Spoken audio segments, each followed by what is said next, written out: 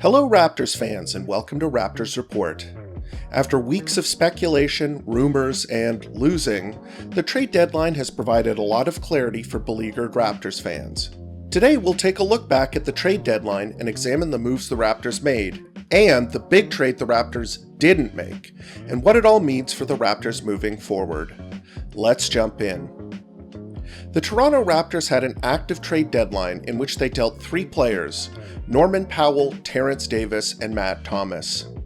Powell was rumored to be on the trade block for a long time, and his excellent season gave the Raptors more leverage in what they could ask for in return. Terrence Davis and Matt Thomas were two bench players that appeared to have worn out their welcome under Nick Nurse, and were no longer part of the rotation. Let's begin with Norman Powell, because his deal was by far the biggest move the Raptors managed to pull off. Powell, were it not for his poor start to the season and the Raptors' record, was having what could be described as an all-star caliber season. Powell posted career marks in terms of points, three-point percentage, free throws, and many other categories. So let's start with the big question: why trade him? There are a couple of reasons why I think that Powell was traded, but I'll start with a financial one. Powell is in what will certainly be the last year of his contract. He has a player option for next season, but barring something catastrophic, there's absolutely no way he will exercise it. This means that the Raptors would have to commit money to him this offseason, which could limit their flexibility. Due to the way the cap works, his cap hold would be around $15 million, meaning the Raptors would have to account for that if they wanted to make any trades or signings prior to signing or renouncing his rights. On top of that, Powell is going to get paid this offseason. I've heard rumblings that Powell could earn somewhere in the ballpark of $20 million a season, as what he brings to the table, efficient scoring and three-point shooting from the swing position, is always something that NBA teams are on the lookout for. In terms of non-financial reasons for trading Powell, there are two issues: consistency and decision-making. Until Powell was inserted into the starting lineup, he was playing pretty poorly. I've addressed this in other videos, but mostly I think it came down to being the primary decision maker in the second unit. Powell can do some pretty questionable things at times, defensively and offensively. He obviously was a net positive player this season, but that's always something to keep in mind when evaluating him. Another factor is that Powell has had some big ups and downs in his career, and although it appears he's found his niche and is playing very well, there has been a little voice in the back of my mind wondering if his current production is sustainable. While it's obvious that Powell could continue to produce at his current level, and the deal might look bad, I think that getting a strong asset back for him might not be the worst idea in the world. I've done all this talking without even mentioning who the Raptors are getting back, because it's actually a pretty interesting package. In exchange for Norman Powell, the Raptors received Gary Trent Jr., as well as Rodney Hood. The real prize here is Trent. Trent is a 22-year-old wing, and has a very tantalizing skill set and is already producing at a good clip despite his age. His trajectory as a player is as a 3-and-D wing that could perhaps give you a little bit of scoring outside of the three-point shot. He's currently shooting 40% from 3 on almost 8 three-point shots attempt per game, which is a great percentage for such a high volume. He's also not a guy that needs to camp in the corner. Most of his three-point shots come from above the break, which are probably the most valuable type of three-point shots, as they are much easier to get than standard corner threes. The D part of the 3-and-D equation is a little more theoretical at this point, as his advanced metrics don't grade out as positively as his three-point shooting. With that said, D is one of those things that improves as players stay in the league, but he certainly has potential, as his many highlight reel defensive sequences can attest to. Furthermore, playing on the notoriously poor defensive team that is the Portland Trail Blazers probably doesn't help. Portland is ranked 29th in the league this season in terms of defense, and was 28th in the league the year before that. What I'm saying is that the defensive potential is there. Now here's where things get a bit complicated. Gary Trent Jr. is also a free agent this offseason. Huh? Yeah, trading a free agent that you don't want to pay for another free agent is a little confusing. But here's the catch. Gary Trent will likely command much less than Powell, and his age fits the core group a little better.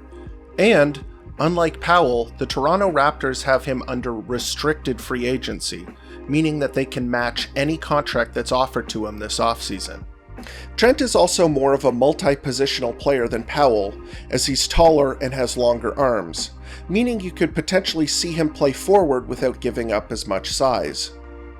The other guy the Raptors are getting, Rodney Hood, deserves mentioning as well, although the main reason for his inclusion in this trade was his salary to make the trade work financially. Rodney Hood is a guy that's bounced around a bit in the league. He's a 28-year-old role player who's having an uncharacteristically poor season. Rodney Hood, should he return to form, is probably one of the league's most average players. This should not be construed as an insult. Average players are guys who belong on rosters and deserve playing time. But oh boy, is Rodney Hood having a bad season. RPM says that Hood is the worst player in the league. The worst. He's shooting under 30% from 3, and he's stinking it up inside the arc as well. The Raptors have until early June to see if they can rehab Hood's value as a player, but then they can mercifully cut ties with him and his contract if they feel like it, as the final year of his 2-year contract is unguaranteed. So that's the Norm Powell deal, which is probably a little bit more complex than you originally thought. Now onto the two other players that got dealt, Matt Thomas and Terrence Davis. Davis and Thomas were two sophomore Raptors that showed a lot of promise in their first season with the Raptors. Davis looking like another undrafted steal, and Thomas being a guy plucked from obscurity by the Raptors' genius front office. Unfortunately, their second years went about as poorly as possible. Davis was arrested on domestic assault charges in the offseason, and although the majority of the charges were dismissed, that story, combined with other dubious behavior, such as cutting a hole in his mask and other conspiracy-related stuff, turned Davis into a lightning rod for fan criticism. His problems weren't just limited to things outside the court. Big issues began to appear on the court as well. Problems that could be shrugged off as typical rookie mistakes, like his poor defense, questionable shot selection, turnovers, and habit of committing dumb fouls, were a lot harder to bear in his second year, especially when the team was losing games. Davis appeared to regress in every single statistical category, and the eye test probably graded him even more poorly. He looked like he didn't belong in the league. As a result, Davis began to be shuffled in and out of the rotation, and towards the trade deadline fell out of the rotation completely. The Raptors managed to turn him into Memphis' second-round pick this season. Although Davis' story as a Raptor turned from one of promise into a complete disaster, the fact that the Raptors took an undrafted player and turned him into what should be a mid-40s pick isn't the end of the world. As for Matt Thomas, the issue was and has always been defense. The 2021 Toronto Raptors are a team that lacks rim protection. Rim protection is the ultimate cleanup tool for poor perimeter defenders. If their man gets past them, there's a huge guy in the paint waiting to clean up the mess. Last season, with Gasol and Ibaka in the paint, Matt's penchant for letting players get past him into the paint wasn't as disastrous, and the zone defense they played with him on the court was a lot more effective. With the team as it's currently constructed, every perimeter player needs to pull their weight on defense, or the entire house of cards collapses, leading to increasingly later and later contests until opposing teams are shooting wide-open threes. It wasn't just his defense either. I think his confidence as a result of being in and out of the rotation took a big hit, and he wasn't shooting as many threes, and he wasn't making them as often. On the bright side for Matt Thomas fans, he's going to the team with the best rim protector in the world, Rudy Gobert, so you might get to see more of his electric shooting in Utah. If Gobert can't clean up his defensive issues, then I don't think that Thomas is long for the NBA. In exchange for Thomas, the Raptors received Golden State's second-round pick, which should also be a player in the mid-40s. Again, not too shabby for a guy that the Raptors didn't spend a pick on. Lastly, let's talk Kyle Lowry. Kyle Lowry, as you're probably aware, was not traded at the trade deadline. After months of speculation, Lowry will finish the season a Toronto Raptor, but there is some stuff to talk about. The main suitors for Lowry ended up being the Philadelphia 76ers and the Miami Heat, with the LA Lakers also being mentioned as interested. A couple of hours before the deadline, the Philadelphia 76ers acquired George Hill from the Pelicans for some second-round picks. This appeared to signal the end of their pursuit for Lowry. The Heat, on the other hand, were apparently pursuing Lowry until very late in the process. The sticking point appeared to be Tyler Hero, as they appeared to be unwilling to give him up in the negotiations. The Lakers were also rumored to be chasing Lowry, but also, strangely I might add, saying that Talon Horton Tucker was off limits. At the very last minute, the Houston Rockets swooped in and offered the Heat Victor Oladipo for Kelly Olynyk, Avery Bradley, and a probably useless pick swap a few years down the road.